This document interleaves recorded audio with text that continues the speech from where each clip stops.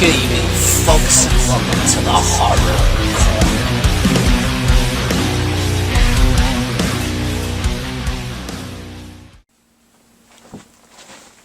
What happened? What the hell happened? Didn't hold. Good evening, folks, and welcome to the Horror Corner. I'm your host, Sean Patrick Gersh, and this week we're doing another movie review. This is Return of the Living Dead 3. Released in 1993, directed by Brian Yuzna, and starring Melinda Clarke, J. Trevor Edmond, and Kent McCord.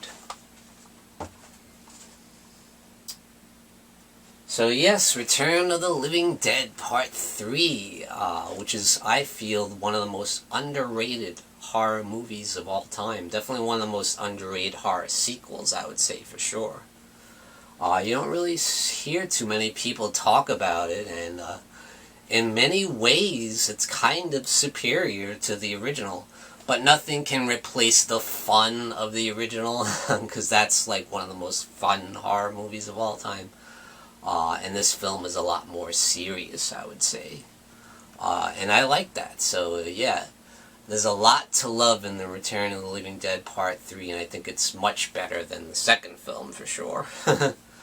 I thought that was just too silly and too over the top, but yeah, I like that they went more serious here, and there really isn't a whole lot to connect this film from the first two films, you know.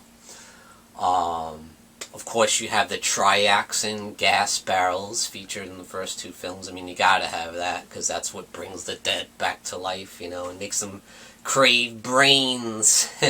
But we find out the reason that the zombies crave brains in this movie, which I thought was very interesting. They crave brains to get electricity from the neurons. So I thought that was interesting. You know, it means they're more than just reanimated corpses. There's more to them. They want to evolve. They want to get smarter. So I love that idea. And I believe that Brian Yuzna came up with that, you know, if I'm not mistaken. And, yeah, like I said, you don't get any of the returning characters from the first two films. We got a whole new cast.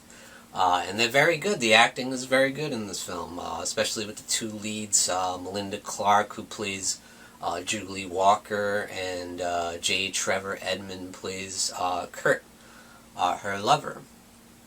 And the thing about Kurt is his father, played by Kent McCord in the film, plays Colonel John Reynolds. He works for the military, and they're the ones that are experimenting on the zombies and all that. And so Kurt's girlfriend Julie is very kind of into this. She's kind of she wants to find out what's going on with this. She's very curious. So her and Kurt break into kind of the military bunker there, where they're doing all the experiments. They kind of sneak in using Kurt's security badge, I guess. And they see what's going on. And I guess the plan is for the military to create zombie soldiers to be able to control the zombies. And we all know how that works out in horror films. Come on, you're not going to be able to control the zombies. So we see this corpse being dragged in to the padded cell. And, you know, they spray the gas from the trioxin tanks, and obviously he comes back to life, and they got him all chained up and stuff, but he manages to escape, and he attacks the two people in the padded cell and kills them, you know, and all hell breaks loose. But they manage to get it under control, and they take out the zombie, you know, they shoot him. But still, you know, it goes to show you can't control the zombies, you know. They live off of instincts. You're not going to control them. It's impossible. And that's what this movie proves. And I guess they also have this theory where they want to have them hooked up to these metal exoskeletons, which we see later on in the film, and that's pretty interesting too, you know. They drill a hole in the dude's brain, you know, and they control him with the metal exoskeleton thing, almost like what you see Ripley have in the Aliens movie. You see the zombie walking around in it. It's pretty interesting. It's kind of funny though. But yeah, that's their plan, is to create an army of the undead. Yeah, like that would work. But at any rate, what happens with Kurt and his father is they kind of have a falling out, you know. He plans to transfer to another military base, and they're going to have to move, so the father tells him that, and he's like, no, I don't want to move, because I guess they've moved several times throughout their life, you know, and he's tired of it.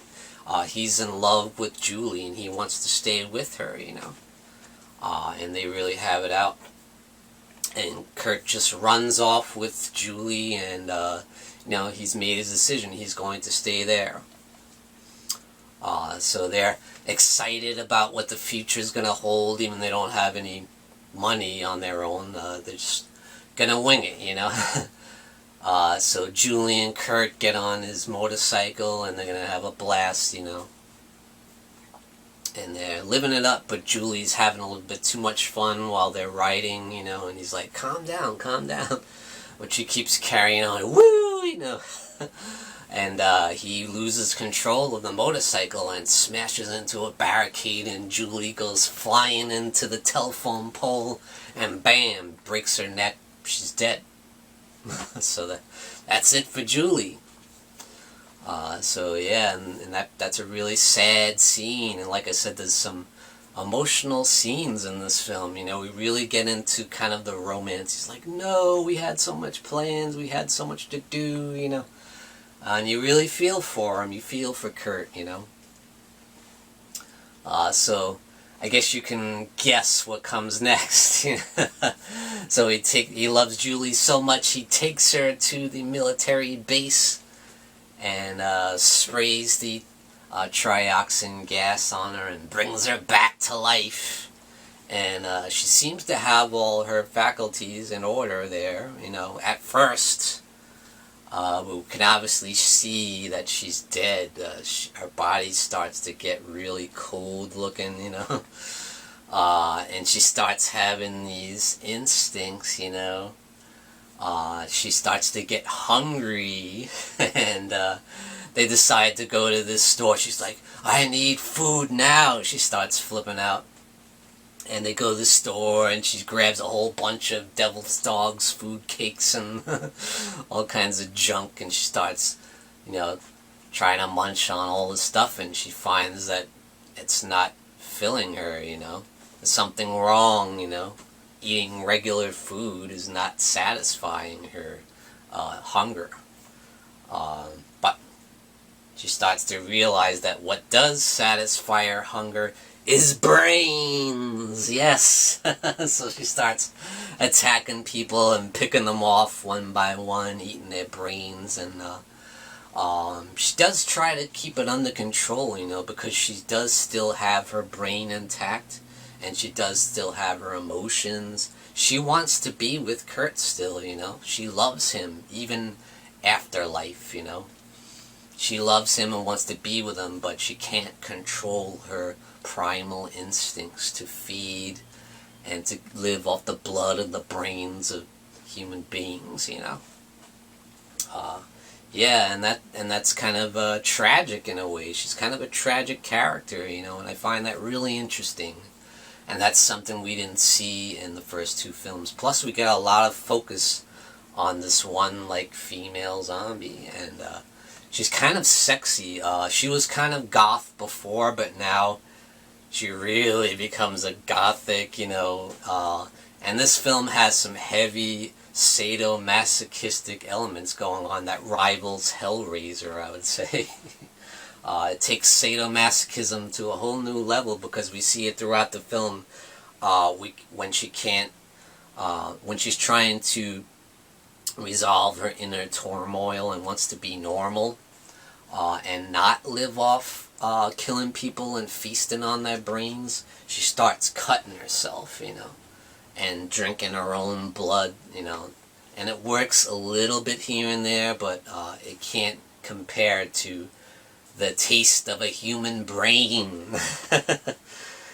So we see her just grabbing a razor, digging into her flesh, it's nasty. She sticks stuff through her neck, she makes a necklace and sticks it through her neck and slashes her own neck, and starts sticking glass in her face and rings in her mouth and rings all over her, Man, like I said, it takes the S&M stuff to a whole new level, man.